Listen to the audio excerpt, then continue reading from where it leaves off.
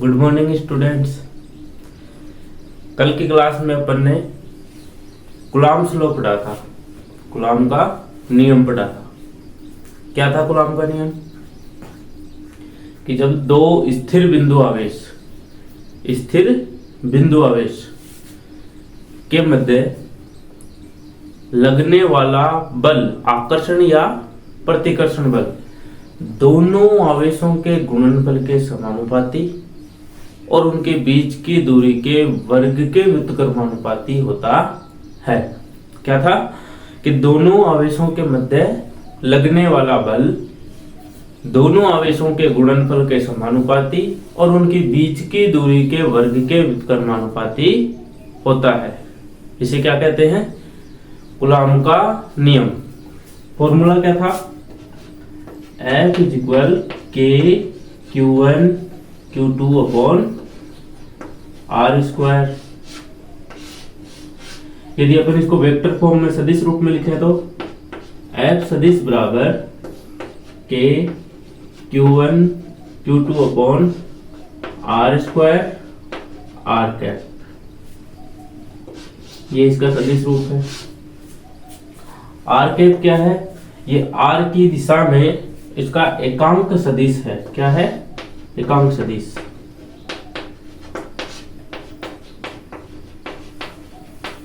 इकाई सदिश।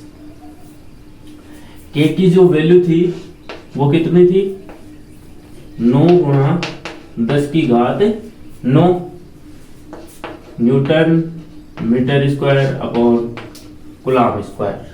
Newton metre square upon coulomb square, जो किसके इक्वल थी? 1/4πε0। 1/4πε0। इसे व्युत्क्रम वर्ग नियम भी कहते हैं। व्युत्क्रम वर्ग नियम, इनवर्स स्क्वायर लॉ इसी को कहते हैं, क्योंकि ये दूरी के वर्ग के व्युत्क्रमानुपाती होता है। तो कूलॉम नियम क्या था? कि दो स्थिर बिंदु आवेशों के मध्य लगने वाला आकर्षण या प्रतिकर्षण बल दोनं आवेशों के गुणनफल के समानुपाती और उनके बीच की दूरी के वर्ग के व्युत्क्रमानुपाती। ये लिखा था ना, F समानुपाती Q1 Q2 F समानुपाती 1/R²। दोनों आवेशों के गुणनफल के समानुपाती और उनके बीच की दूरी के वर्ग के व्युत्क्रमानुपाती होता है। और जो K है एक समानुपाती नियतांक था जिसकी वैल्यू थी 9 × 10⁻9 newton metre square upon coulomb square, और जो किसके बराबर है? 1/4πε0 के। यहाँ ε0 जो है वो है निर्वात की विद्युतशीलता। निर्वात की विद्युतशीलता जिसकी वैल्यू कितनी है? 8.85 × 10⁻12 coulomb square upon newton metre square. Newton metre square, coulomb square upon newton metre square. उल्टा ये 8.85 × 10⁻12 coulomb square upon newton metre square. यह है निर्वात की विद्युतशीलता। यदि निर्वात में हो तो कूलॉम नियम का फॉर्मूला ये था K Q1 Q2 R²। यदि उसी माध्यम में लिखा जाए, यदि माध्यम की उपस्थिति हो, माध्यम की उपस्थिति हो तो F बराबर 1/4πε Q1 Q2 R²। ये माध्यम की उपस्थिति में क्या जाएगा? कूलॉम नियम का फॉर्मूला। ε0 की जगह एप्सिलॉन आ गया। अब इसके बाद अपन ने पढ़ा था परावैद्युतांक।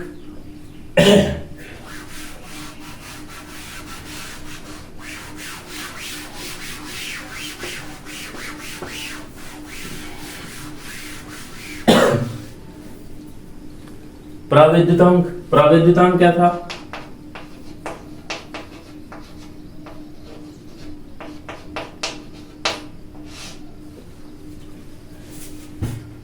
परावैद्युतांक जिसे अपन डाई इलेक्ट्रिक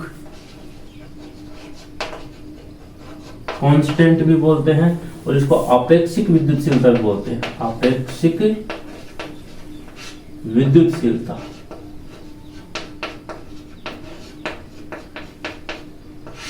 आपेक्षिक विद्युतशीलता मतलब रिलेटिव परमिटिविटी।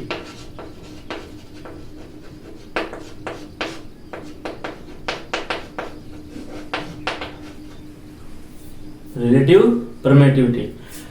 प्रावैधताओं को अपन एप्सिलॉन आर से लिखते हैं, एप्सिलॉन आर से। इसकी डेफिनेशन क्या है कि माध्यम की विद्युतशीलता और निर्वात की विद्युतशीलता का अनुपात ही क्या कहलाता है, आपेक्षिक विद्युतशीलता या प्रावैधतांक कहलाता है। तो क्या लिखेंगे, epsilon m upon epsilon not.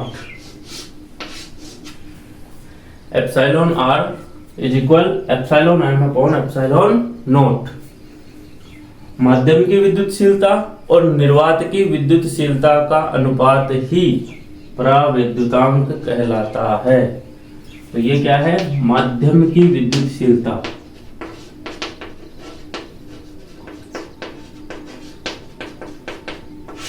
और ये क्या है, निर्वात की विद्युतशीलता।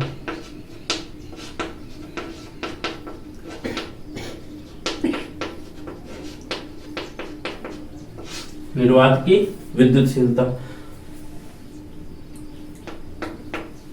दोनों का जो मात्रक है वो एक ही है, इसलिए जो एप्सिलॉन आर है या प्रावैधतांक है वो मात्रकहीन राशि है। मात्रकहीन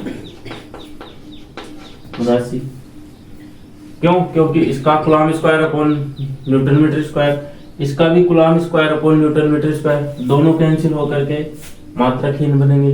तो ये क्या है, एप्सिलॉन आर यानी प्रावैधतांक बोल दो या फिर अपेक्षिक विद्युतशीलता बोल दो, दोनों क्या है, मात्रकहीन राशि है। अब बात आई थी कि एप्सिलॉन आर जो है भिन्न भिन्न माध्यमों के लिए इसका मान भिन्न भिन्न होता है। जैसे मैंने लिखा था कल, कांच के लिए, मोम के लिए, वायु के लिए, धातु के लिए या धातुओं के लिए बोल दो, फिर हाइड्रोजन के लिए मान लो, एबोनाइट के लिए मान लो। तो कांच के लिए देखा था 5 से 10 था इसकी वैल्यू, मोम के लिए 2.8, वायु के लिए 1.00059 यानी लगभग बराबर 1, धातुओं के लिए इसका मान अनंत था, हाइड्रोजन के लिए 1.00027, एबोनाइट के लिए 2.8, अच्छा मोम के लिए 2 से 2.3 ये था।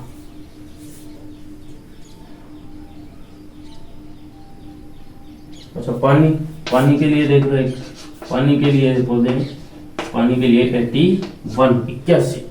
तो भिन्न भिन्न माध्यमों के लिए क्या है, इसकी वैल्यू भिन्न भिन्न है।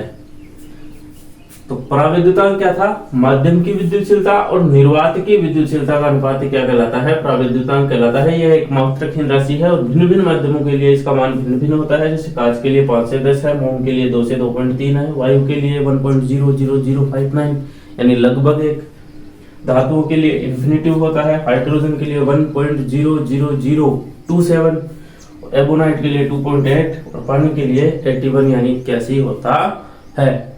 अब यह इतना अपन कल के क्लास में पढ़ चुके हैं। अब अपन अगली क्लास में पढ़ेंगे अपनी टॉपिक, अगला टॉपिक है वो है कूलॉम नियम का सदिश निरूपण। तो अपन चलते हैं सदिश निरूपण की ओर।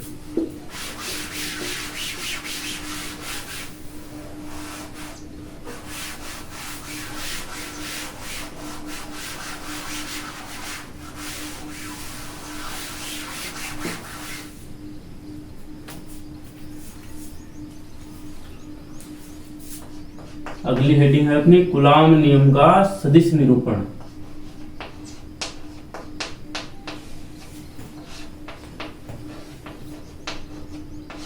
कूलॉम नियम का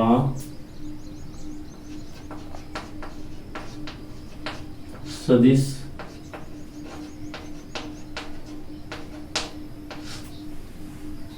निरूपण।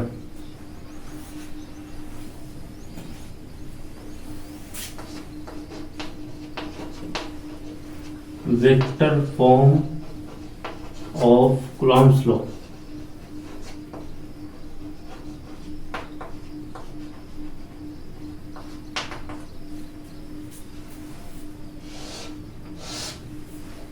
कूलॉम नियम का सदिश निरूपण। कूलॉम नियम का सदिश निरूपण क्या कहता है? ये कहता है कि जब दो स्थिर बिंदु आवेशों के मध्य जो लगने वाला बल है वो परिमाण में समान है लेकिन दिशा में विपरीत होता है।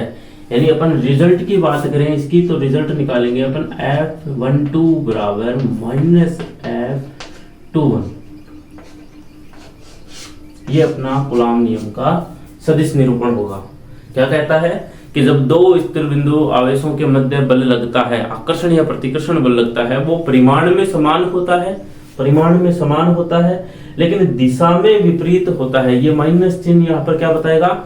इसकी दिशा को बताएगा कि जो F12 लग रहा है वो F21 के विपरीत दिशा में कार्य कर रहा है। तो अब चलते हैं अपन कूलॉम नियम के सदिश निरूपण की ओर।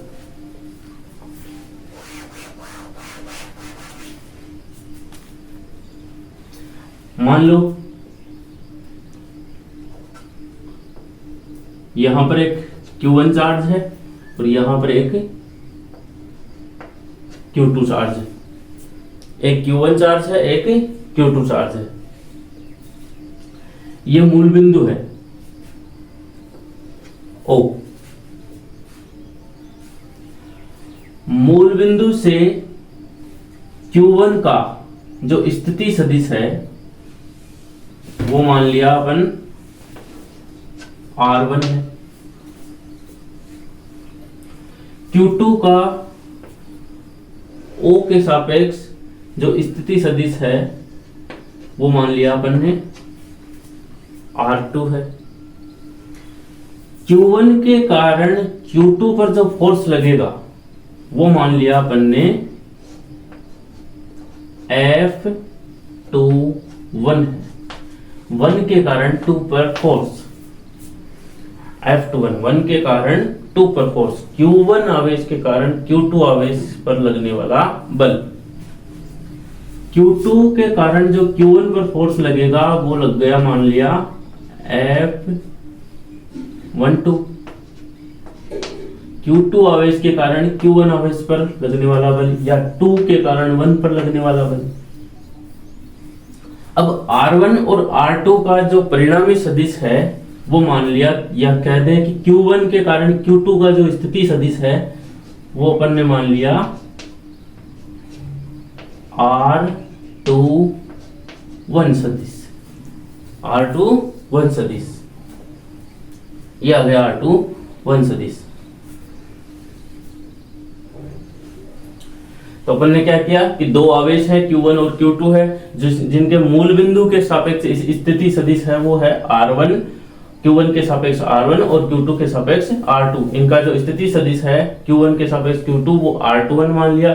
Q1 के कारण जो Q2 पर बल लगा है वो F21 मान लिया क्योंकि 1 के कारण 2 पर फोर्स लगा है और Q2 आवेश के कारण जो Q1 आवेश पर बल लगा है वो मान लिया F12, 2 के कारण 1 पर फोर्स। अब अपन इसको लिखते हैं एक बार। माना Q1 व Q2 आवेश का मूल बिंदु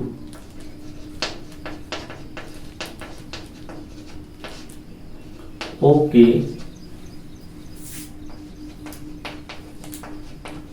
सापेक्ष स्थिति सदिश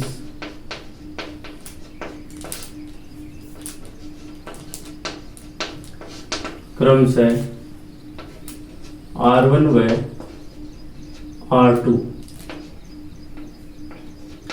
है।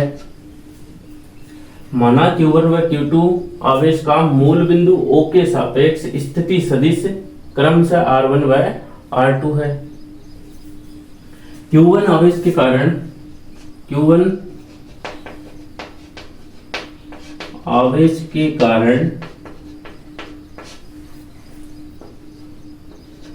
आवेश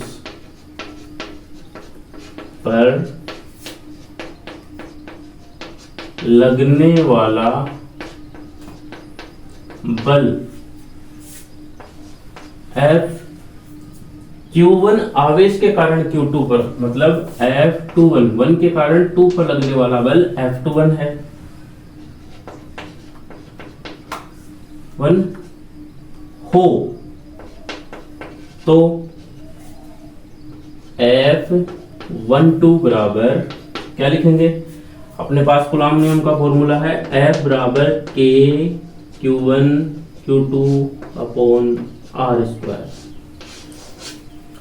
अब अपने लिख रहे हैं F12 बराबर, तो क्या लिखेंगे? K Q1 Q2 upon R, स्थिति सदिश क्या आएगा? R12 का स्क्वायर। इकाई सदिश क्या आएगा? R12 cap. यहाँ R12 कैप क्या है? ये क्या है? R12 सदिश की दिशा में एकांक सदिश है। यहाँ R12 कैप सदिश R12 सदिश की दिशा में एकांक सदिश है। अच्छा, कुल सदिश योग का त्रिभुज नियम क्या कहता है? सदिश योग का त्रिभुज नियम यह कहता है सदिश की दिशा में एकांक सदिश है। अच्छा, अपन F21 निकाल रहे हैं तो यहाँ पे F21 ही आएगा। F21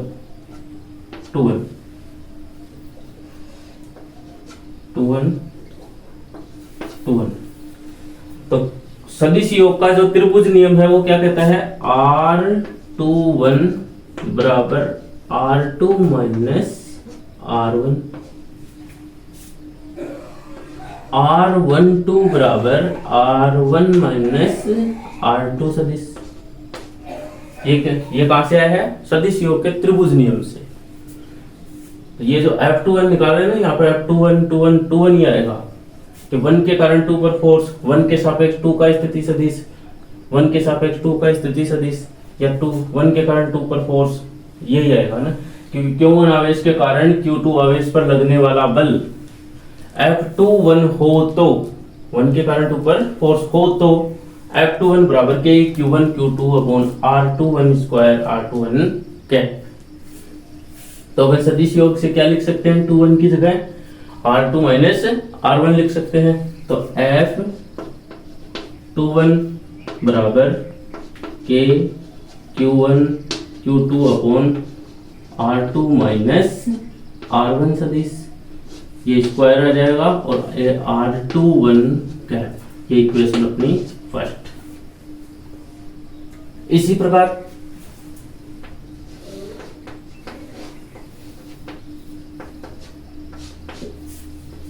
Q2 आवेश के कारण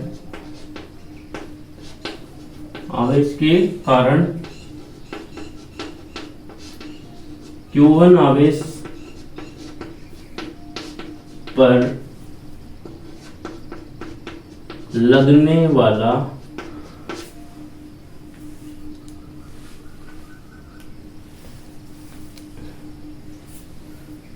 इसी प्रकार Q2 आवेश के कारण Q1 आवेश पर लगने वाला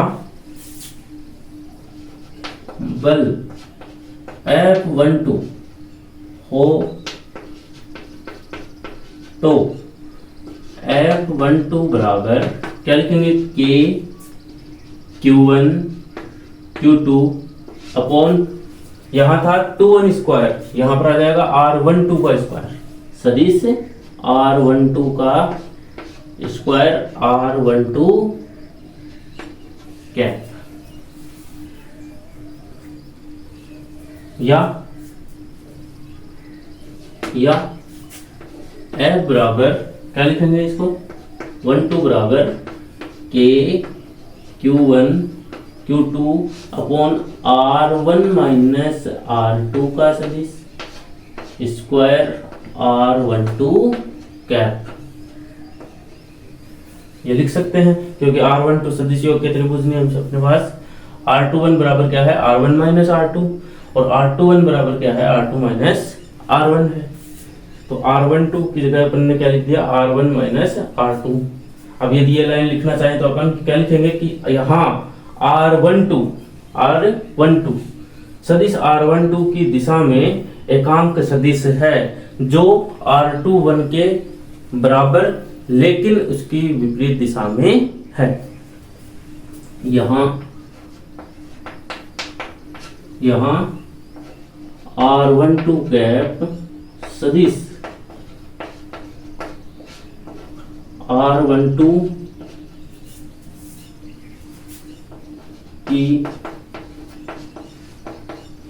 दिशा में एकांक सदिश है जो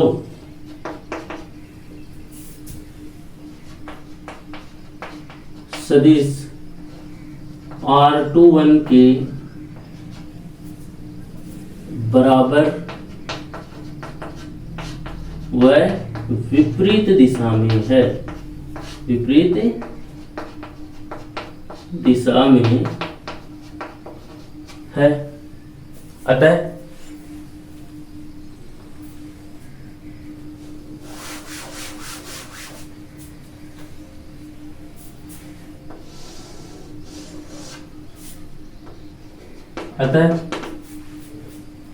क्या लिखेंगे, R12 बराबर माइनस R21। भाई यहां से यदि माइनस निकाल करके देखें तो ये R1 माइनस R2 होगा, ये R1 माइनस R2 है, तो यहां से माइनस निकालें या फिर यहां से माइनस निकालें तो ये R2 माइनस R1 है, तो ये भी R2 माइनस R1 होगा। तो इसलिए R12 बराबर माइनस R21। इसलिए जो F12 है वो किसके बराबर हो जाएगा, माइनस F21 के बराबर हो जाएगा। ये आ गया अपना कूलॉम नियम का सदिश निरूपण। ये क्या कहता है कि दो स्थिर बिंदु आवेशों के मध्य लगने वाला बल परिमाण में समान लेकिन दिशा में विपरीत होता है। दो स्थिर बिंदु आवेशों के मध्य लगने वाला, मैंने बार बार स्थिर बिंदु आवेश बोल रहा हूं, इसका मतलब ये है कि कूलॉम नियम जो है वो केवल और केवल स्थिर बिंदु आवेशों के लिए लागू होता है, मूविंग चार्जेस के लिए नहीं। क्यों? क्योंकि स्थिर बिंदु आवेश में विद्युत बल लगता है, लेकिन यदि चार्ज मूवेबल है या मूविंग कर रहा है तो विद्युत बल के साथ साथ चुंबकीय बल भी आता है। इसलिए ये जो बल है, जो कूलॉम बल है, वो केवल स्थिर बिंदु आवेशों के लिए ही लागू होता है। इसलिए अपन इसकी डेफिनेशन में भी ये लिखते हैं कूलॉम नियम की कि दो स्थिर बिंदु आवेशों के मध्य लगने वाला आकर्षण या प्रतिकर्षण बल उन आवेशों के गुणनफल के समानुपाती और उनके बीच की दूरी के वर्ग के व्युत्क्रमानुपाती होता है। और अपन यहाँ भी यही कहेंगे कि दो स्थिर बिंदु आवेशों के मध्य लगने वाला बल परिमाण में समान लेकिन दिशा में विपरीत होता है। इसे क्या कहते हैं, कूलॉम नियम का सदिश निरूपण। तो मेन फॉर्मूला आता है वो ये है, F12 बराबर माइनस F21। ये माइनस क्या बताएगा कि F12 की जो दिशा है वो F21 के विपरीत है। यह था अपना कूलॉम नियम का सदिश निरूपण। अब अगला जो टॉपिक है वो है बहुल आवेशों के मध्य बल, या कहें अपन अध्यारोपण का सिद्धांत।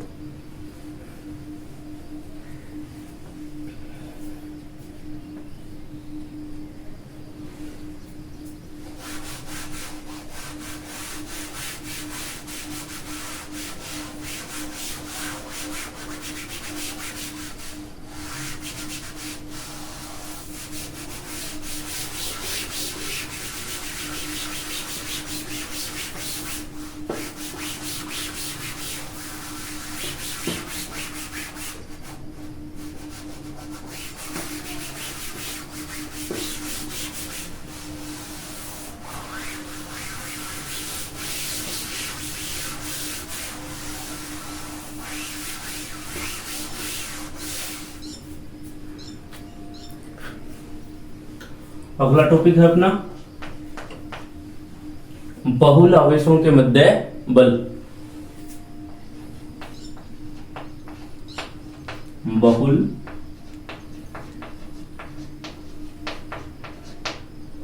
आवेशों के मध्य बल। Force between multiple charges।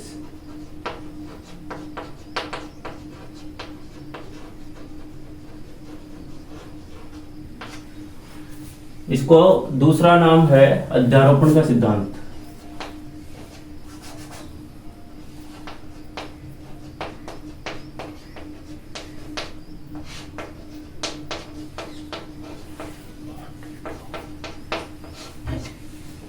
Principle of superposition.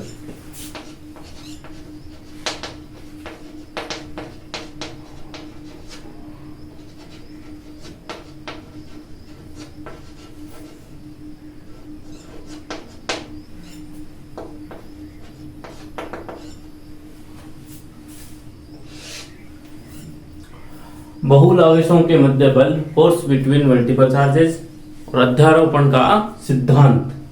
क्या कहता है अध्यारोपण का सिद्धांत? अध्यारोपण का सिद्धांत यह कहता है कि यदि कोई एक स्थिर बिंदु आवेश है, स्थिर बिंदु आवेश है, तो उस पर लगने वाला जो परिणामी बल है, परिणामी बल लगेगा किसके कारण लगेगा? अन्य सभी चार्जेस की वजह से या अन्य सभी आवेशों के मध्य लगेगा। तो उन सभी आवेशों के मध्य के कारण लगने वाला जो कुल बल है, उन सभी बलों के सदिश योग के या सदिश बीजगणितीय योग के बराबर होता है। देखो जैसे मान लो ये कोई बिंदु O है जिस पर Q0 चार्ज रखा है, Q0 चार्ज रखा है। एक बिंदु A है जिस पर Q1 चार्ज रखा है। एक बिंदु B है जिस पर Q2 चार्ज रखा है। एक बिंदु C है जिस पर Q3 चार्ज रखा है, और एक बिंदु D है जिस पर Q4 चार्ज रखा है। तो जो Q0 चार्ज है उस पर Q1 के कारण फोर्स भी लगेगा, Q2 के कारण फोर्स लगेगा, Q3 के कारण फोर्स लगेगा, और Q4 के कारण भी फोर्स लगेगा। तो Q0 पर जो परिणामी बल है वो इन सभी आवेशों के कारण लगने वाले बलों के बीजगणितीय योग के या सदिश योग के बराबर होता है। जैसे Q1 के कारण Q0 पर जो फोर्स लगेगा उसको अपन ने बोल दिया F01, 1 के कारण Q0 पर फोर्स। Q2 के कारण जो फोर्स लगेगा उसको नाम दे दिया अपन ने F02। 3 के कारण जो फोर्स लगेगा उसको नाम दे दिया अपन ने F03, और 4 के कारण जो फोर्स लगेगा उसको नाम दे दिया अपन ने F04। तो Q1 के कारण Q0 पर कौन सा फोर्स लगेगा? F01 लगा। Q2 के कारण Q0 पर F02 फोर्स लगा। 3 के कारण F03 और 4 के कारण F04। अब Q1 का Q0 के सापेक्ष जो स्थिति सदिश है वो मान लिया R01 है। Q2 के कारण Q0 का स्थिति सदिश R02 है। ये R03 और ये R04 है। ये इनके स्थिति सदिश हो गए। तो सुपरपोजिशन क्या बोलता है या अध्यारोपण का सिद्धांत क्या बोलता है कि किसी स्थिर बिंदु आवेश पर लगने वाला परिणामी बल अन्य सभी आवेशों के बीजगणितीय योग के समान होता है। लिखते हैं कि किसी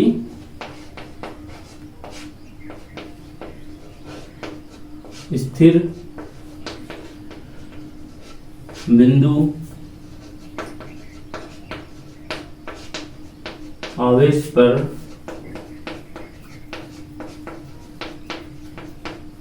लगने वाला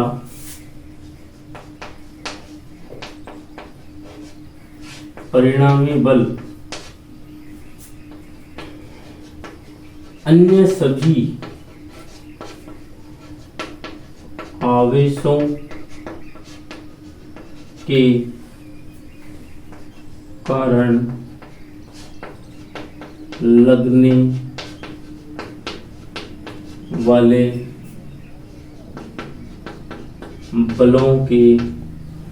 वाले बलों के सदिश योग के समान होता है कि किसी स्थिर बिंदु आवेश पर लगने वाला परिणामी बल अन्य सभी आवेशों या अन्य सभी स्थिर बिंदु आवेशों के कारण लगने वाले बलों के सदिश योग के समान होता है। तो Q1 के कारण जो Q नोट पर फोर्स लगा F01, F02, F03, F04, जो टोटल फोर्स है वो इन चारों बलों के योग के बराबर होगा। यानी यदि टोटल फोर्स Q नोट पर यदि अपन F मान ले तो F बराबर क्या लिखेंगे, F01 plus F02 plus F03 plus F04। तो अपन क्या लिखेंगे, पहले इस चित्र की थोड़ी थ्योरी लिखते हैं कि माना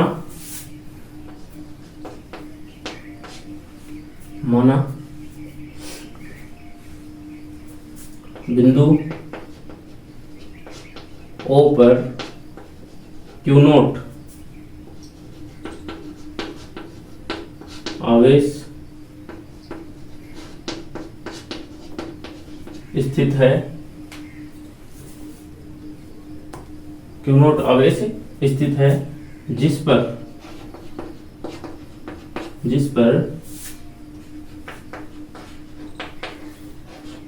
परिणामी बल ज्ञात करना है। बिंदु A, B, C व D पर क्रमशः बिंदु A, B, C व D पर क्रमशः Q1, Q2, Q3 व Q4 आवेश रखे हैं जिनका Q नोट के सापेक्ष स्थिति सदिश Q नोट के सापेक्ष स्थिति सदिश क्रमशः क्या होगा, Q1 के सापेक्ष स्थिति सदिश Q नोट का क्या है, R नोट 1, तो R नोट 1, R नोट 2 ये Q2 का, फिर R नोट 3 व R नोट 4। Q1 का स्थिति सदिश R नोट 1, Q2 का स्थिति सदिश R नोट 2, Q3 का R नोट 3 और Q4 का R नोट 4 है। बिंदु A, B, C, D पर या कहें कि Q1, Q2, Q3, Q4 आवेश के कारण Q नोट आवेश पर लगने वाला बल Q1, Q2, Q3 व Q4 आवेश के कारण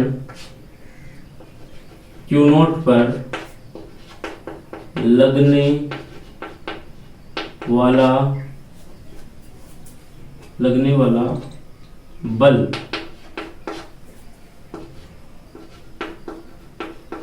क्रमशः F note 1, F note 2, F note 3 व F नोट 4 हो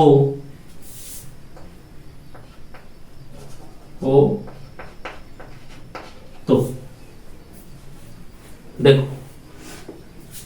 क्यू नोट, Q1 के कारण Q नोट पर फोर्स लगा F नोट 1, Q2 के कारण F नोट 2, 3 के कारण F नोट 3 और 4 के कारण F नोट 4। और स्थिति सदिश हो गए अपने R note 1, R note 2, R note 3 और R नोट 4। तो Q1, Q2, Q3, Q4 आवेश के कारण Q नोट आवेश पर लगने वाला बल क्रमशः F नोट 1, 2, 3, 4 हो तो F नोट 1 बराबर, F नोट 1 बराबर क्या आएगा, K Q1 Q naught upon Q1 Q naught upon स्थिति सदिश क्या है, R note 1, R note 1 square R note 1 का क्या, ये क्या है, इसका इकाई सदिश है। इसी प्रकार क्या लिखेंगे, F नोट 2, F नोट 2 कितना है, तो K Q note Q2 upon R note 2 का स्क्वायर R नोट 2 क्या,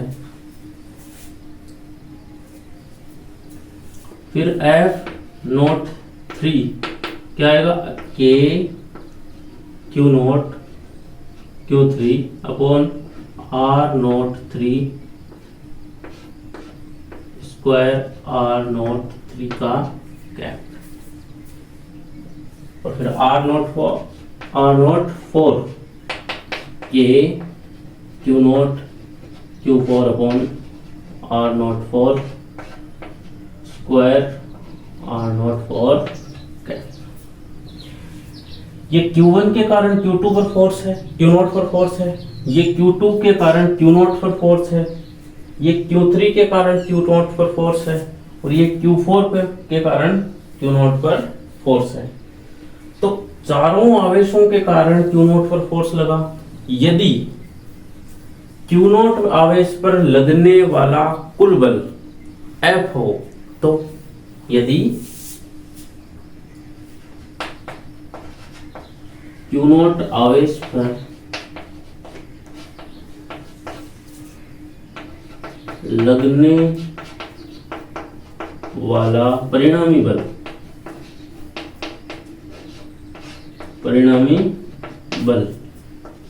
F हो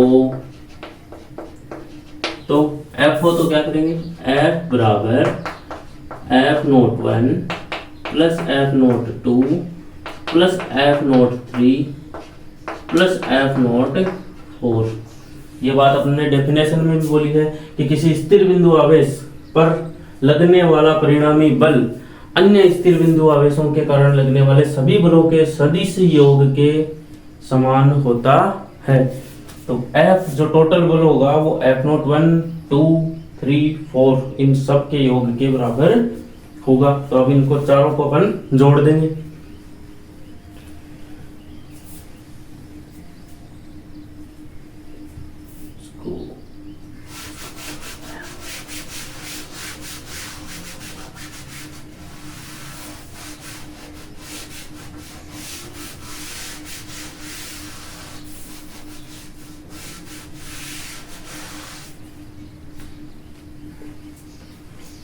F बराबर F नोट 1, यहाँ पर क्या लिखेंगे, K Q note Q1 upon R note 1 का square R note 1 cap plus K Q note Q2 upon R note 2 का square R note 2 cap plus K Q note Q3 upon R note 3 का square R note 3 cap plus K Q note Q4 upon R note 4 का square Q note 4 cap और cap.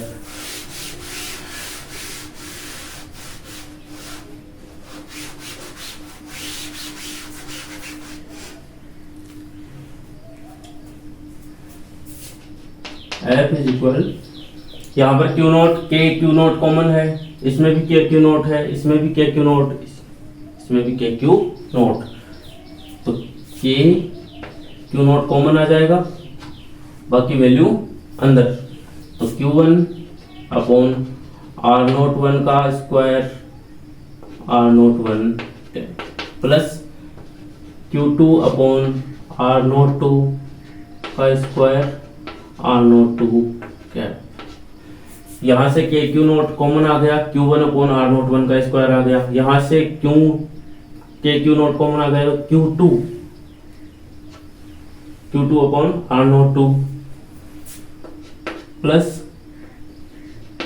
Q3 r naught three का square r naught three cap plus Q4 upon r naught four square r naught four का cap. Get. यदि अपने पास चार आवेश थे, यदि चार से ज्यादा, यदि कहें कि अपन n आवेश हैं, तो यदि n आवेश हो तो, यदि n आवेश हो तो F बराबर क्या होगा, K q naught Q1 upon r naught one square r naught one cap plus Q2 r naught two square r naught two cap plus dash dash dash plus Qn upon r naught n का square r naught n cap. ये n आवेशों के लिए, ये n आवेशों के लिए। तो इस लाइन को अपन किस रूप में लिख सकते हैं, F बराबर K क्यू नॉट, सीरीज है तो इसको समेशन के रूप में लिख सकते हैं, summation q i upon r naught i का square r naught i cap. यहां आई बराबर 1 से n तक है।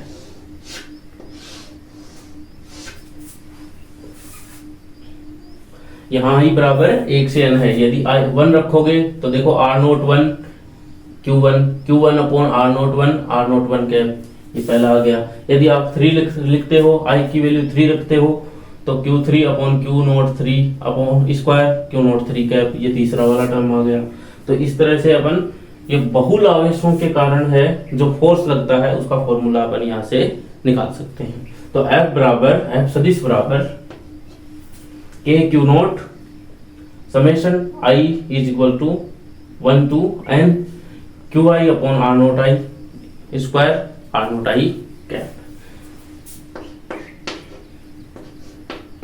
ये भी यही है 1 upon 4 pi epsilon naught q naught summation i बराबर 1 से n